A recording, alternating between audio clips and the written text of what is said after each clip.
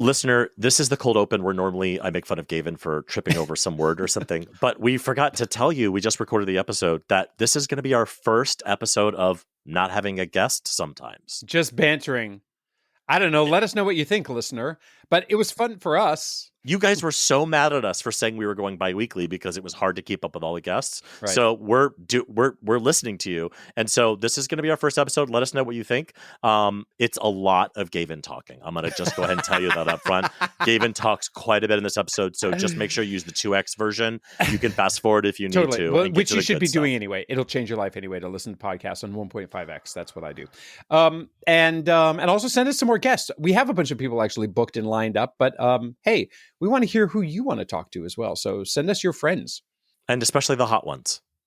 And this is Gaytriarchs.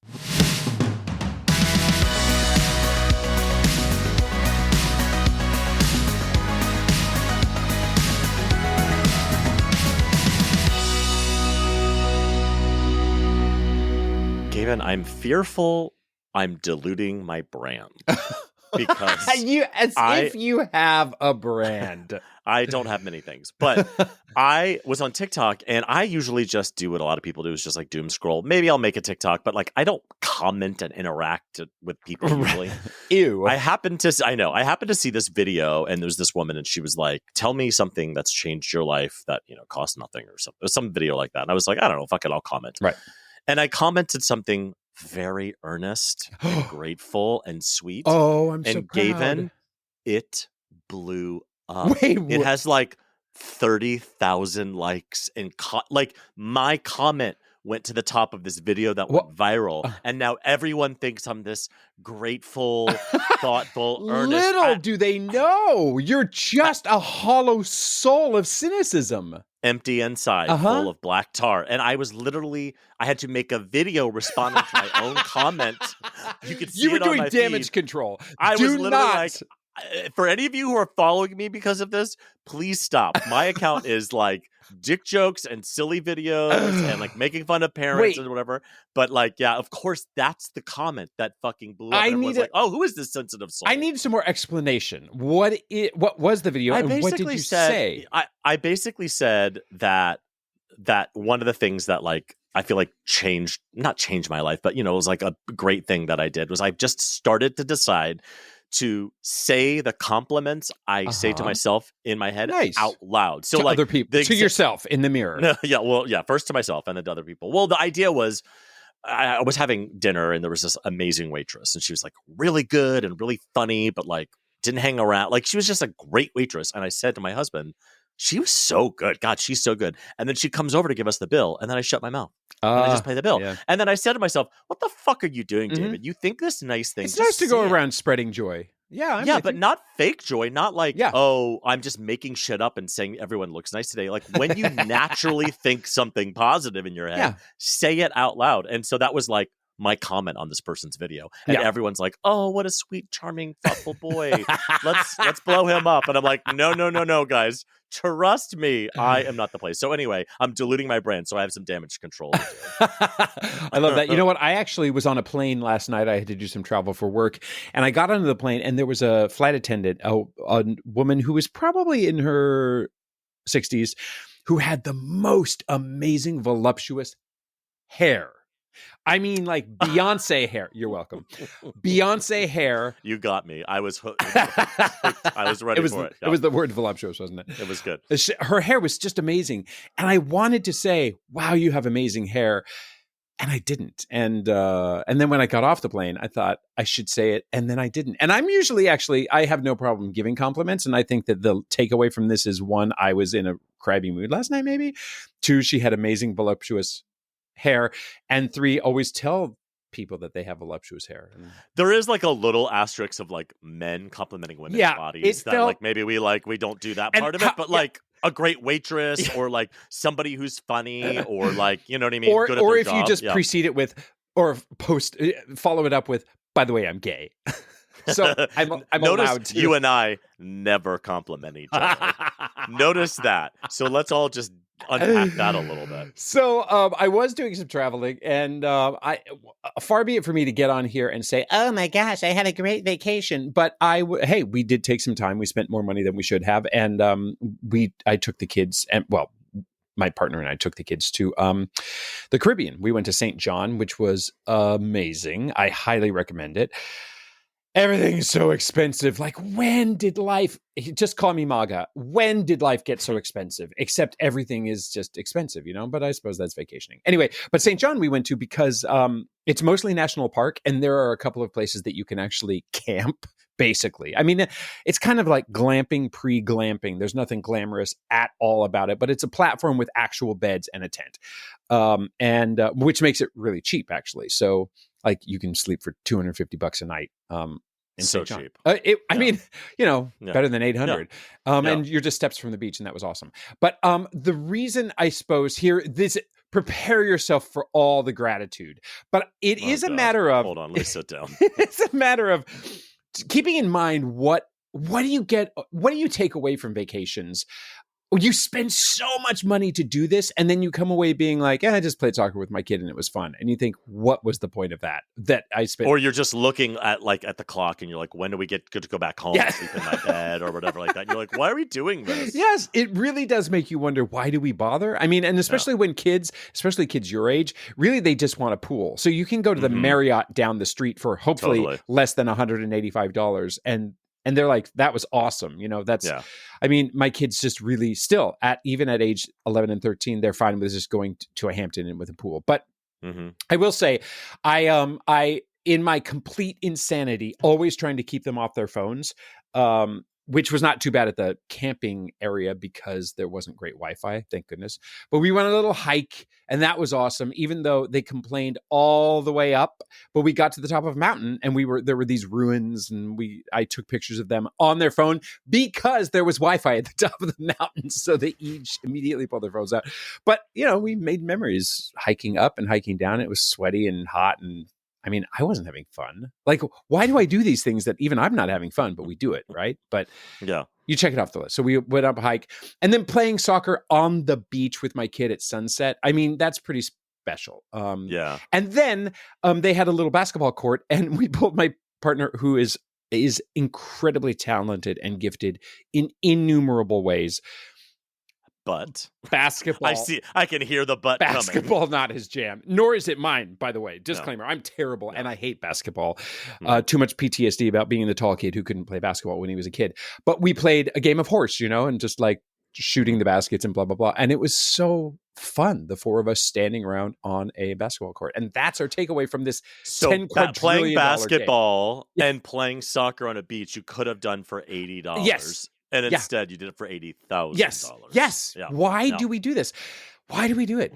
And because I think we have a romantic vision of like the experience and living in this memory or whatever. And you can just stop right there. That's what parenting is, just a romantic vision of that it's all going to be exactly the way. But I wonder if it is for them, they're going to carry that vision. Because I have like visions of like amazing vacations in my head, but from my parents' point of view, maybe it was fucking bullshit. Yeah. Like one of my favorite vacation memories I remember was like at this like cabin alongside a river, and we would just like be in the river for hours and hours and hours a day. I wonder if that was like a ghetto like redneck place that like the real thing had fallen through and whatever, but like maybe your kids are loving it. Did your parents enjoy their time there? I wonder. I don't know. I don't consider my parents when I'm a child. I know. All I could, you know what I mean? You don't consider their happiness or their point of view. Yeah. No, it's so true. You do now as an adult, but like as a kid, you're just like, I don't know, take me to the place I want to go. I can still hear my mother talking about her favorite times growing up. She grew up in Illinois, and being like, the only summer break or summer vacation we would take is going to Turkey Run in Indiana. And it was just like camping. I mean, that's what it was. And it was like out in the woods. And it is like that simplicity. Why do we do this to ourselves? Because but I feel like I have to push myself as a parent because I succumb to the like, it's just easier to stay in. Let's just walk to the park. Let's just like versus like we have some friends that are super outdoorsy. They're always, hey, do you want to go hiking? Do you want to go camping? And we've just decided to say yes this year. Good. And it's always great. It's always fun. It's always better. But there is this like, we're going to have this vacation vision. And if it doesn't hold true, I'm going to be pissed. And I think maybe that's it. Is just to let go of any sort of preconceived thoughts. Why are we being so earnest? Say something about dicks. Dick jokes. Oh, I do have one. So a guy and his, we'll say husband are, they're getting ready to go for bed. And one of the husbands is praying, his saying his goodnight dreams and whatnot. And the other, his husband says, "Hey, what are you dreaming about?" And he said, I'm nope, fuck that one. This is great so far. This is like our listener is leaning in. They're driving down the road, getting ready to giggle. They know it's coming. Let me find it. Oh, here we go. A husband says to his husband, "I bet you can't tell me something that will make me both happy and sad at the same time." The other guy thinks about it for a minute and says, "Your dick is bigger than your brother's." Wait, I need to go back a little bit. What did anything you said prior have to do with that particular joke? You said make a dick joke. You said stop being earnest. No. I mean, you were like praying. And that was the other one. Dreams. That was the other one. No. Hold on. Right. I can give you that one too. No. I think quit while you're ahead. That was a good joke. That was funny. Yeah, this is fine. Hold on. But this is our poor listener. I know. God, sorry. We've lost Where was it? An old man is at his bedside praying when his wife says, "What are you doing?" "I'm praying for guidance," replies the man. "Just pray for stiffness," says the wife, "and I'll guide the fucker." Wow. Wow. Goodness. Speaking of, so then one last thing about the illusions or the delusions I have about vacations is that I was just constantly ragging on my kids about reading a book. I didn't want to read a book when I was 11 and 13 years old. My favorite thing to do in the entire world, though, is to sit on a beach with an umbrella because skin cancer, reading a book. It's just my favorite. And I'm trying to like force feed it to them because I think I want to have the kids. Did you watch White Lotus? Mm-hmm. I want my kids to be those two judgy, rich, beautiful girls reading prostitutes. No, first season. Oh, reading okay. like Nietzsche poolside and reading philosophy. Well, those girls were, first of all, probably not reading those books. They probably just had their phones tucked into their books, and they were like college kids. So of course my kids aren't going to be like that, but I hope they are when they're in college. Anyway. Yeah. What must it be like to have you as a dad? I know. I'm really exhausting. Fun and exhausting. I am. Sounds exhausting. I know. Yeah. Go ahead. Oh God, I'm not cutting this out. I refuse. So speaking of traveling, Gavin and I just submitted this morning. It is currently 10:58 a.m. We submitted this morning our amazing race audition video. Won't we be great? We would be really great. We were talking about it. We were like, wouldn't it be so fun? We should do a video. And then, Gavin and I don't do anything. And then we were like, Gavin was coming into town and we were like, let's meet up and let's fucking do this. And we spent a couple of hours running around New York City, harassing people. We got thrown out of the Marriott Marquis. We did a bunch of stuff and we put together a video and we put our application in. So everyone, cross your legs, cross your fingers that we get on this show. How fun to see your Gaytriarchs hosts out there in the world. We would be doing funny. all kinds of weird shit. We would be fun. Yeah. And I think we would have a lot of fun. Now we would be without our phones for a month. I'm going to just carry around. Yeah. Right. Not only that, I thought you were going to say without our family, without our children for a month. And, that's true. Well, that too. I'm like, that would make me miss them, but also, I would appreciate so good. Them more. Yeah, I would make me appreciate them. So anyway, everyone think good thoughts for us.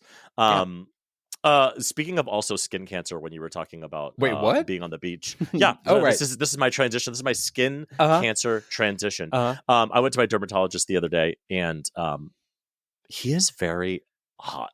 He is uncomfortably hot. And if you think about your dermatologist, I go every year, you do your skin check. Listen, us fair-haired white people, we are very I am one of those. Skin cancer, and you are as well. And so I go every year and he checks your body. But this guy is like, he's touching your whole body and he asks permit. He's just going through it. Mm-hmm. He's like, and he gets really close to me. And sometimes like he'll like brush up against my leg. Like sometimes like a sexy barber will, where I'm like feeling things. And it is a very sexy experience. And I'm always just like, I don't know how to act in this situation. Wow. You're literally looking for cancer in my body, and I'm thinking about what you look like naked. Yeah. Because you want to be able to do your own dermatological exam on him. Absolutely. So there's no point to that story other than my dermatologist is hot. I hope you enjoyed that.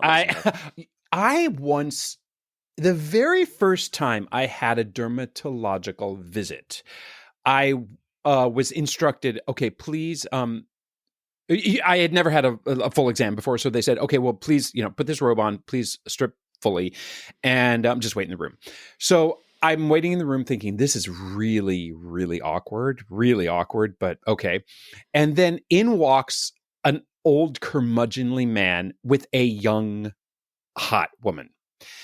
And he then proceeded to say, okay, well, open your robe, please. And Mike, just like here, I was butt naked, just laying there exposed, balls everywhere, thinking this is the most demoralizing, compromising position I have ever been 100%. in my life. The lighting is too crisp. Oh, it is. My God. There's too many people in the room. It is. Yeah. There was no need for me to think dead puppies, because it was the least sexual thing I have ever done in my life. It's so demoralizing.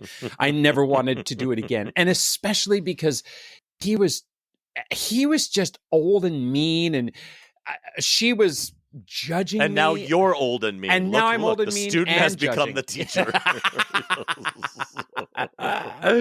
Well, you need to go to my dermatologist because he's very, very, okay. very hot. All right. So speaking of very hot, listener, we know you're hot. We know you because totally you are hot. wonderful and you are our listener and you are hot. But something was happening the other day. I happened to get up really, really early. Our episodes go live 6 a.m. on Wednesdays Eastern time. And I happened to be in my basement on the platform that we use to distribute right around 6 a.m. So I looked at we have access to see the stats. We could see how many people have downloaded every episode, when they download it, what device they're using, what country they live in. It's pretty great. And if only we did something with that. Like if only we actually we took nothing with it. Basically, that proverbial they out there say, well, you have to take your Google Analytics and you optimize. And we're like, what? I don't know. I'm chasing a child down the street. But one of the things that blew my mind was at 6 a.m. So it just went live. I was watching people live download it, and it was obviously Europe and that because they were already awake and they were already listening to stuff, whatever. But I just want to say, they already didn't have anything better to do with their time than to download. This is what shocked me. The second the episode drops, people are downloading this shit in Europe and Asia and whatever. And all I can say is we're having a little bit of a tough time over here, listener, in the United States of America. So if any of you listener out there in Europe and Asia and all the places I saw these downloads happening at 6 a.m. Want to marry Gavin and I and get us a little green card marriage, I will divorce my husband in a nanosecond to move get a visa wherever. to the UK or whatever. So, listener, I know you're out there because I literally watched you download the episode. But it was actually really fun. I should maybe organize it into some cohesive thing, but it was really fun every minute to watch which countries were downloading it at what time. But yes, listener, we are open for green card marriages. And also, if you're a marketer and you want to come and help us with our total inability to market ourselves, we would take that too. Yes. Speaking of political instability. My favorite. But listen, this is kind of something similar we talked to a while back about talking to your kids about big things, right? Like God and whatever. But I've noticed what do you do with your feelings on things that are maybe complicated for your kids to understand? Again, my kids are 5 and 3. So my feelings on the current political administration, my feelings on Chick-fil-A. If my son's hey, let's go to Chick-fil-A, I don't want to say, no, I haven't gone to Chick-fil-A in 18 years because they donate to a family advocacy group that is actively trying to dismantle our... I can't say that to him. He doesn't understand that. Right. And I don't want to say Chick-fil-A is bad because he's not going to understand the context. And it's the same thing with Donald Trump or whatever. But also, these are the things we feel, right? I went to his parent-teacher conference yesterday. Oh. And, there's pictures of presidents in the room. And there's a picture of our current president. There's a picture of Donald Trump in his room. It's not a MAGA thing. It is he is our current president thing. Mm-hmm. And it filled me with such anxiety and rage. And if he ever sees that or hears that, my question is, do I burden him with that now? Yes. Or do I keep pretending Yes. that we're all neutral until he's 10? Remember when you said earlier, it must be exhausting to live with me? Well, my children would definitely say it is, and partly because of politics and current affairs. I mean, I think that you can't. Why isolate them from? You can't shield them from everything. And current events are current events, and it's important for them to know your feelings. And kids absorb big concepts, I think, better than we realize. And let's face it, I mean, obviously talking about politics with a little kid is kind of not pointless, but you're stimulating their brains. And if can they even conceive about what you're talking about? My kids were really young during the Trump 1.0. And we were living in New York City and everybody was anti-Trump at the time. And the school talked about it. Frankly, the kids talked about it a lot. And then it translated into my kids saying, well, Donald Trump separates families. And I'm like, well, there's some nuance there, but oh, well, that's fine by me. You can just go around saying that because, frankly, it wasn't untrue. I mean, it's all about making things age appropriate. But I think it's important for you to share your feelings. I just don't want to burden them with they're not until burdened. So the reason, when the election was happening, remember my son came home one day and he's like, I hope the girl wins because they said that if the boy wins, they'll take one of you, as in one of your dads, away from us. Right. And you could tell that was living on his shoulders a little bit. Sure. I feel like the way I was raised was a little like I was everything was hidden from me, and I have a little bit of chip on my shoulder about it, and so I don't want to do that. Yeah. But I also don't want to burden him with something he can't conceive of yet. Yeah. If he can't conceive of why Chick-fil-A, why we don't eat at Chick-fil-A, and that using your money is an important way to show, it just gets so fucking complicated. But he's 5.5 now, and he's like, oh, my friends go to Chick-fil-A now, and I just don't want to be like, well, Chick-fil-A fucking hates that we exist. Yeah, well, so let's not eat their chicken. It's he's 5, he's not 2. I think it's okay to expose him to big thoughts and disappointment in the world. Not gonna lie. I mean, that's just. I mean, listen. He can listen to this show and it'll be exposed to disappointment. I completely agree. My daughter is obsessed with the idea of eating at Chick-fil-A, and I'm like, it's just the flavor of hatred, girl. That's also, it's just brined in pickle juice. Make your own. It's brined in pickle juice and fried in peanut oil. That's the fucking secret, everyone. That's the secret? Make is your the pickle juice? Yes. It's just brined in pickle juice, and then you fry it in peanut oil. We've made it at home before. My husband, when we were dating, he was very cute. He made like an unhateful Chick-fil-A night for me. That's fun. And he like made fried chicken sandwiches, and he brined it in pickle juice. It tastes delicious. It's amazing. I bet. Well, so speaking of the news, though, that's funny that you brought all of this up because I was going to bring up a news segment, which is quick thoughts. Happy news segment, right? A really positive. Just wait. I do want to make the disclaimer. Yes, it is all going to be good. And the disclaimer is, listener, we're totally liberal Democrats, and we are furious with everything that is going on in the world right now. The injustices, especially against queer people and gay people and trans people. Obviously, this infuriates and makes our blood boil. But I, as a super political person, am even going to say, despite the fact that Gaytriarchs is America's finest news source, we're not going to go down those rabbit holes here. You can get that elsewhere. We're not going to burden you, okay? It is purposely designed. This show is like, to all serious, purposely designed in a way to like silly, fun, and we forget about it. I don't. We're burdened every day with this bullshit. Right. Let's just listen to two mediocre middle-aged white men try to be funny for 45 minutes a week, right? Well, at least one of us is trying to be funny.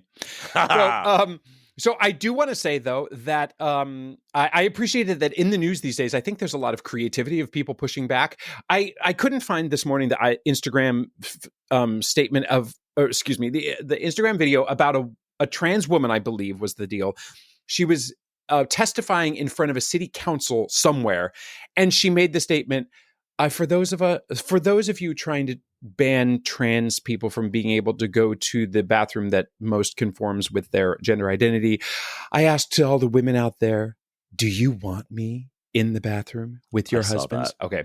It was fantastic. And like that honesty and transparency, frankly, is just like this. We need more of that. People speak up, right? Also, can I say something gross? Please. So this whole thing is stupid and bullshit and distracting. We know that, right? And also, there's no way to enforce this. How are they going to check genitals at the door, right? But if that's a job, I would totally do that job.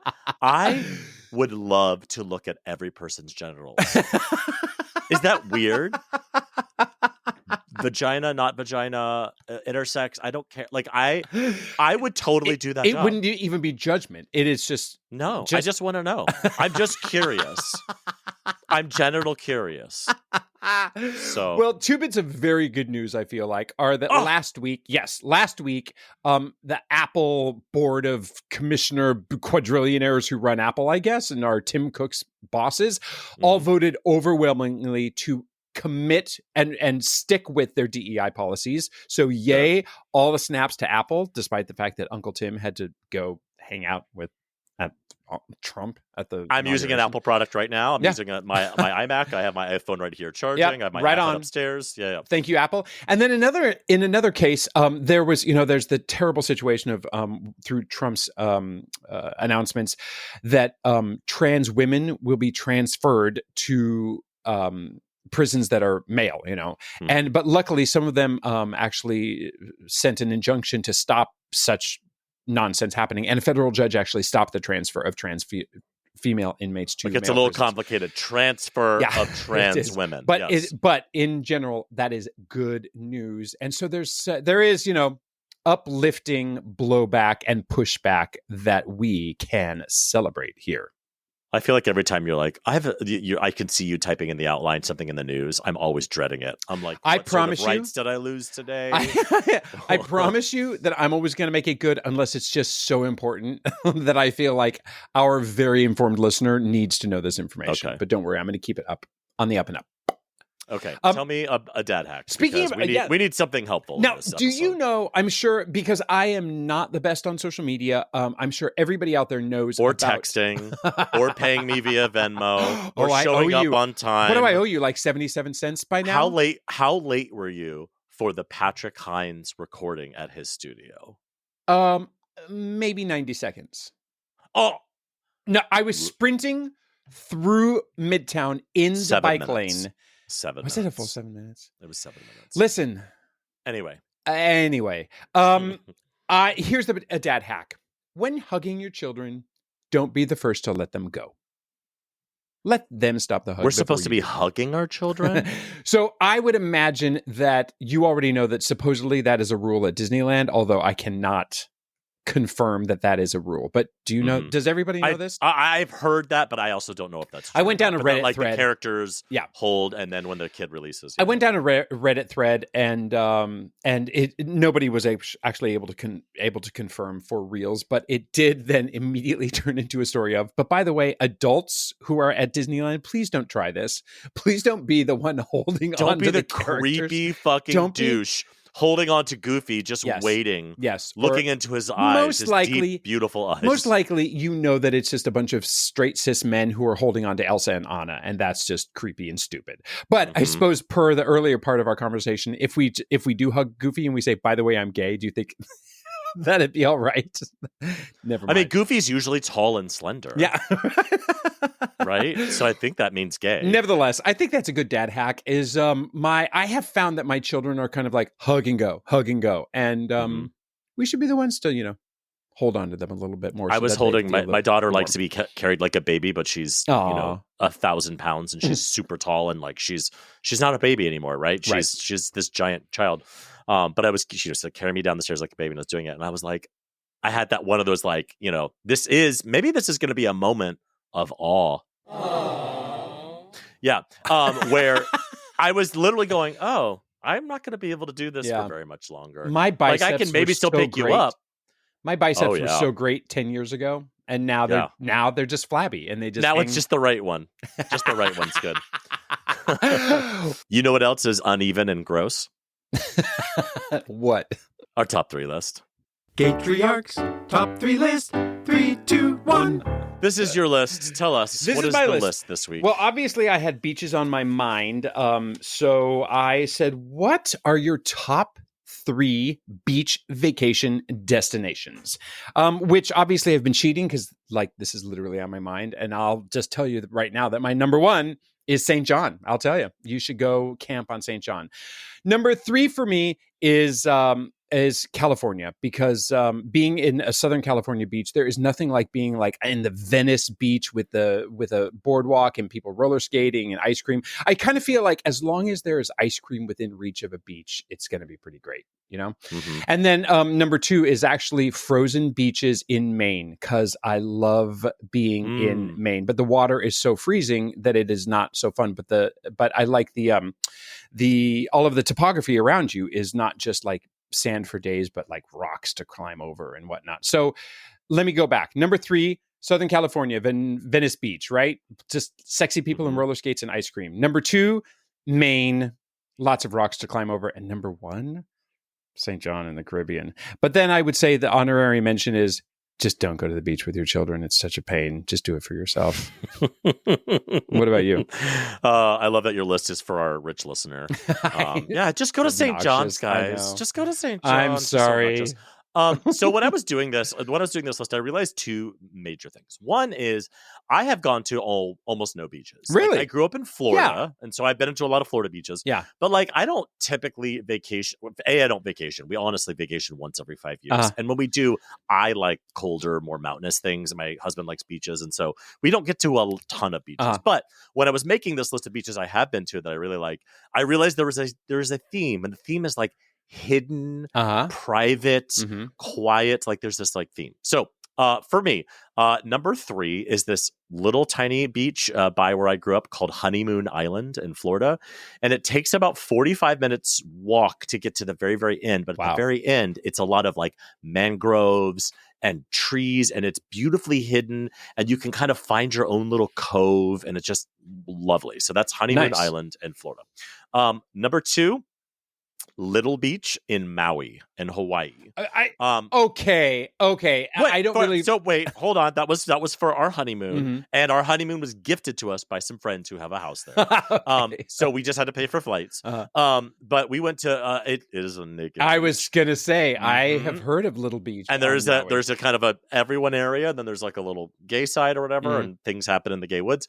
But there's something about the culture. If you've never been to a nude beach before, there's something about the culture of just like this like-minded group of like open, beautiful people, and by beautiful I mean just like there's just like this beautiful spirit. I remember when we were at this beach with my husband. Keep in mind, we are on our honeymoon, and there was this woman with the world's largest tits I've ever seen in my entire life. Huge. And we were like all in the water together in like a circle just talking, and I couldn't stop because her breasts were floating in the water as like these like this is like lovely buoys, and she was like talking to me about something, and all I could do is stare at these giant boobs, and they were hypnotizing. Just seeing these boobs just dance in front of me like these like sirens of the deep. So number 2, Little Beach in Maui. And number 1, this is so commercial, it's so corny, it's so stupid, it's so touristy, but I had the best time. I went on a Disney cruise once, and they have a private island called Castaway Cay, and they have a hidden, like not hidden, but it's like an adults only, you have to take a drive there beach called Serenity Beach, and it is wonderful. It is crystal water. Disney does not screw up. Of course they don't. And I remember like in the water as we're snorkeling, there's just like real starfish everywhere. Like who sees a fucking starfish? You do at Disney. And I don't know if they're seeded or not, but who cares? Like they're like, it was and it was quiet. There were no children, thank God, because children ruin everything. And so for me, it was Castaway Cay in the Bahamas at Disney's Island. I've definitely themes here of with Disney and voluptuosity and I suppose starfish. I wish you could have seen them, Gavin. They were long, and so they were kind of in front of her just doing this against the waist, and of course she's talking about probably something really serious, and I'm just like titties. So next week, our top 3 list, we're gonna go back to our musical theater roots. Oh good. And I gotta get specific about this. The top 3 iconic musical theater performances. And what I mean by this is it's not the best song, and maybe it's not the best singer, but the combination of the two, it's like this is the most famous, like this is an iconic we're going for theater famous performance. But I think that everybody should love, and this is no. Your opinion on what are the top 3 most iconic musical theater performances. Okay. So my something great right now is donuts. As I was flying yesterday, I had to fly through Denver, and which is, kind of my old school home.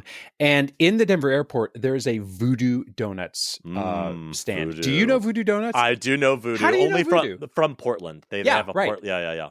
That's where they started. Yeah. So Voodoo Donuts now has a branch in Denver, which frankly makes it a little less special, but does bring donuts to the people. And I was explaining to my kids this morning that this is the original, in my view, the original fancy overpriced donuts that admittedly were not as fresh this morning, having flown 2,000 miles than they would have been there in the Denver airport. But I got to say, that's something great. They were still they're a lot stale. Yeah, I mean, listen, if you're looking to get into a diabetic coma quick and in a lovely way, that is the way, because those things, and they're like, the amount of toppings and glaze, it's so just, much frosting. It's so much. Yeah. But so good. Voodoo Donuts, man. And their boxes that say, what is it? Good things come in pink boxes. And you're just like, get it? Wow, get they are making this. They are saying this in the airport and just marketing it all over the place. So Voodoo Donuts, they're something great. My something great is a little general, but I went to a friend's birthday party the other day, and she had it at her friend's house, and it was she hired a magician to come and do like close up magic, because there were going to be a lot of kids. No, or was it for her? No, it was just adults. It was just a bunch of grown people with this child's awesome. Yeah, it was awesome. But the party was like max 15 people, and we didn't know prior if it was going to be this huge party or whatever. And I was just realizing how wonderful any sort of social event is when it's a smaller group of people. This goes for kids' parties now. We just do like 2-3 kids max. Perfect. It is so much better. You get to talk to people, you get to hang out, you get to actually, instead of having that like 2-second conversation with everyone. And so this birthday party was so fun because there was a few people I knew and a few people I didn't, but like not so many people that I didn't get to talk to everybody as much as I wanted to. It didn't feel overwhelming. So my something great, other than my friend turning 45, who I love very much. She's been a guest on the show. Yes. But is small parties. Small parties. I'm totally with you. Oh, it is so overwhelming to me, the idea of just opening your house and thinking, are 30 people going to show? Are 45 people going to show? Or are 2 people going to show because everybody hates me, right? Yeah. Whereas when you can control just a dinner party of 8 people, heaven. Also, you don't like all those people. Invite the people you like. Invite the 3 people in your entire life that you like. Exactly. And that is our show. If you have any comments, suggestions, or general compliments, you can email us at GaytriarchsPodcast@gmail.com. Or you can DM us on Instagram. We are at GaytriarchsPodcast. On the internet, David is at DavidFMVaughn everywhere, and Gavin is at Gavin Lodge on Little Beach but Still Clothed. Please leave us a glowing 5-star review wherever you get your podcasts. Thanks, and we'll serve up voluptuosity to you next time on another episode of Gaytriarchs.